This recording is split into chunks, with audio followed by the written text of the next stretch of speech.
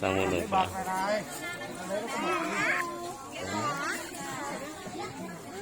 Nhiều con cá chưa? Ăn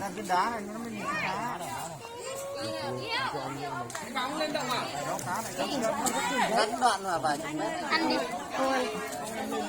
Con ném một nắm một nó là nó chạy như thế này.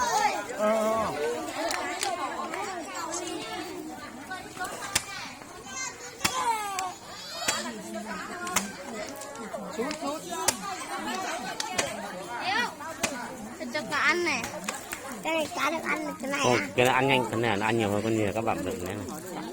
Con cá ăn được cái này à? Vứt đi. Cá được ăn bằng một bắt thôi nữa.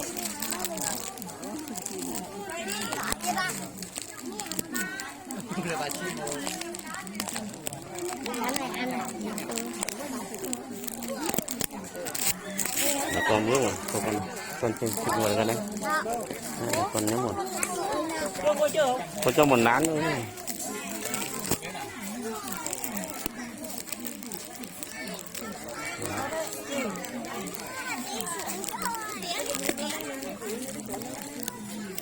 Đây chị. Chị ơi.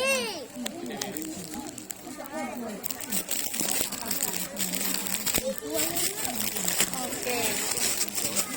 Giờ này, giờ có cho ha này.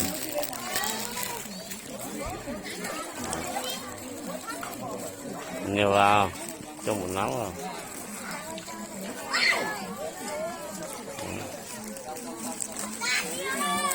Đấy, hôm hãy vô cho cá ăn nhá. Vô cho cá ăn này, vô mới hột rửa này.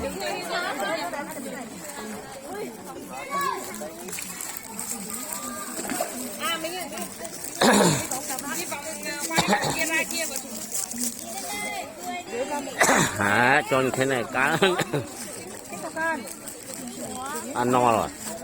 Bảo là cái cá ăn cái đâu của người ăn. Nó ăn no rồi. Nhiều người cho ăn có bụng nó có bằng hôm trước mình cho ăn mà. Có rau thì nó ăn nhiều. Nó vâng này đông người nó ăn no rồi.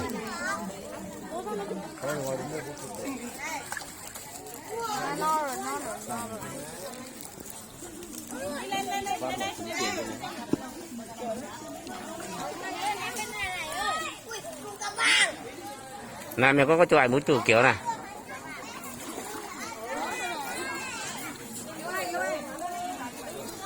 Chụp ra này. Thì chụp nó. Hả? Thì đứng đó anh đứng đây chụp.